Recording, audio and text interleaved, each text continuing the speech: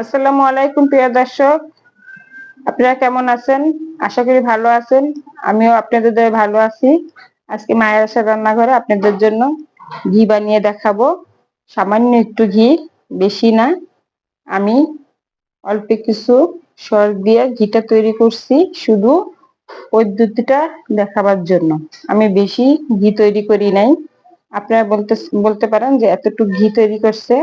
হ্যাঁ, আমি এতটুকু ঘি তৈরি করছি। আমি শুধু নিয়মটা দেখিয়ে দিয়েছি, আর কিছুই না। এই যে দেখেন, হাতে তৈরি ঘি একদম। আপনারা আমার ভিডিওটা সুন্দর করে দেখে তারপরে ঘিটা তৈরি করতে পারবেন। একদম সহজ ঘি তৈরি করতে। আমরা অনেকে ভয় পাই, ঘি হবে না, হবে না, ঘি হয় না, কিভাবে ঘি বানাবো। তাই এর জন্য আমি সহজ পদ্ধতিটা দেখিয়ে দিলাম ঘিটা তৈরি করার। যে অল্প একটু ঘি হয়েছে, অর্ধেকটা, এতটুকু। তাই আপনারা পুরো ভিডিওটা ভালো করে দেখেন, দেখে তারপরে অবশ্যই আপনারা 3-4 দিনের ঘি শর্টটা জমিয়ে ঘি তৈরি করতে পারবেন।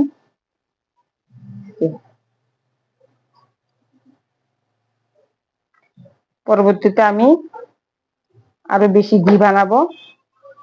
এখন শুধু নিয়মটাই দেখাবার জন্য আমি এতটুকু ঘি তৈরি করছি। তাহলে আসুন দেখি ঘিটা কিভাবে তৈরি করি। ঘি তৈরি করার জন্য আমি এখানে নিয়েছিলাম দুধ জ্বালিয়ে জ্বালিয়ে যে সরটা উপরে উঠেছিল, ওই সরটা আমি জমিয়ে রেখেছিলাম। এখন এটা ঘি বানাবার জন্য আমি নিয়ে নিলাম একটা বেলেন। এখানে আমরা ঢেলে দিয়ে তারপর এটা বেলেন করে নিব। আপনারা ইচ্ছা করলে পাটায় পিষে নিতে পারেন, বেলেন করতেও পারেন। এখন বেলেন করতে যাব। এই যে দেখেন, বেলেন করার পরে এই মাখনের মতো হয়ে গেছে।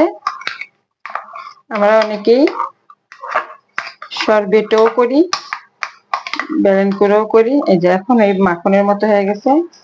এখন আমি কি করবো, এখানে একটা হাঁড়িতে দিয়ে দিব।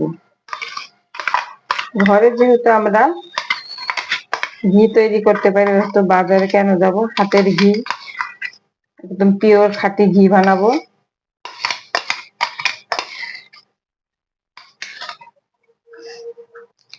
এই যে দেখেন, এই পর্যায়ে আমি এখন চুলাটা, এখনো চুলায় আগুন দিয়ে নেই। এখন আমি চুলে দিয়ে আগুনটা জ্বালিয়ে দিব।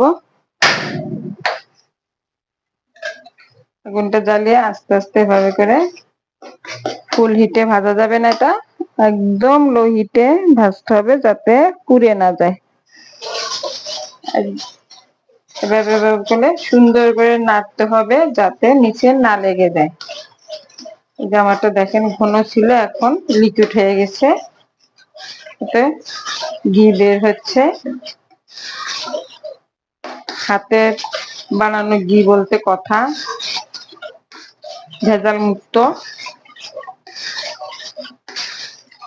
দুধ থেকে অনেকে আবার দুধ, কাঁচা দুধ থেকে উপরে ফ্রিজে রেখে দিলে উপর থেকে যে ঘিয়া ঘিয়া কালার একটা সর পরে, ওটা উঠিয়ে ওটার থেকে ঘি তৈরি করা যায়। সর থেকেও ঘি তৈরি করা যায়। আবার কাঁচা দুধটা ঝাঁকিয়ে ঝাঁকিয়ে সেই ফেনাটা উঠে, ওটার থেকে ঘি তৈরি করা যায়। ঘি অন্য রকমের তৈরি করা যায়।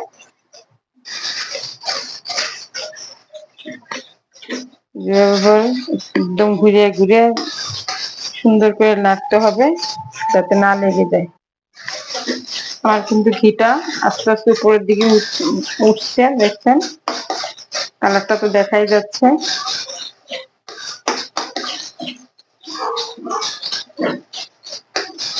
আমি অল্প কিছু সর দিয়ে ঘিটা তৈরি করছি,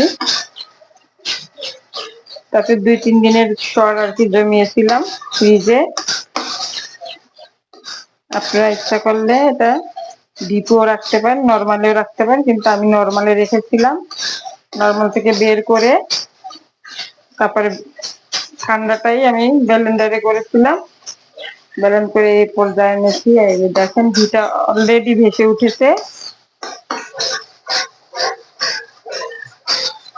খুব নাড়তে হবে, খুব নাড়তে হবে যাতে নিচে না পুড়ে যায়।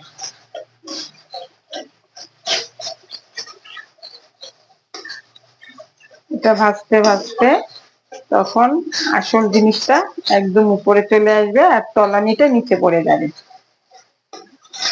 আমি ভিডিওটা কাটাকাটি করছি না, একদম ডাইরেক্ট আপনাদের দেখাচ্ছি। একটু লম্বা হতে পারে ভিডিওটা, তারপরে স্কিপ না করে পুরো ভিডিওটা দেখে যাবেন।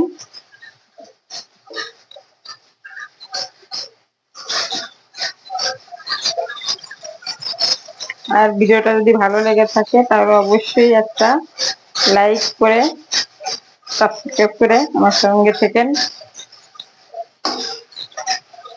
আর শেয়ার করে অন্য মানুষকেও ভিডিওটা দেখার সুযোগ করে দিয়েন। একদম পুরো ঘিটা উঠে গেছে। আমি একটু লাল লাল করব ঘিটা, এর জন্য একটু বেশি ভাজছি। একটু বেশি ভাজলে আর কি লাল হয় ঘিয়ের কালারটা, আর কম ভাজলে একটু সাদা সাদা হয়, এর জন্য একটু বেশি ভেজে নিচ্ছি। এরপর যে আমার ঘিটা হয়ে গেছে, আমি এখন তুলে ফেলবো, ঠান্ডা হলে আপনাদের পরে দেখাবো। এই যে এই পর্যায়ে আমার ঠান্ডা হয়ে গেছে, দেখতেই তো পাচ্ছেন। আমি বেশি ঘি বানাইনি, অল্প একটু ঘি বানিয়েছি। এখন আমি এখানে একটা প্লাস্টিকের বয়াম নিয়েছি, যেহেতু অল্প এর জন্য অল্পটা আমি ছোট একটা বয়াম নিয়েছি, ঢেলে রেখে দিব। এরকম তো আমরা সবাই পারি ঘরে ঘি তৈরি করতে, নিজের হাতের ঘি, সে অল্প হোক আর বেশি হোক, খাঁটি একটা জিনিস।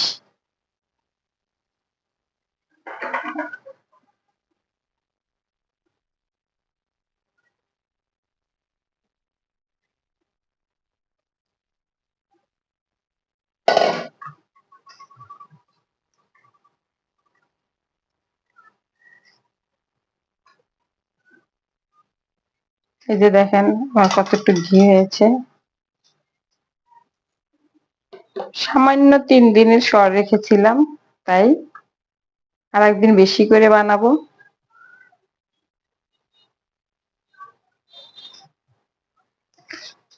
আর এই মিশ্রণটা আমি ফেলবো না, মিশ্রণটা দিয়ে মুড়ি মাখিয়ে খাওয়া যাবে, পরবর্তীতে অনেক টেস্ট লাগবে মুড়ি।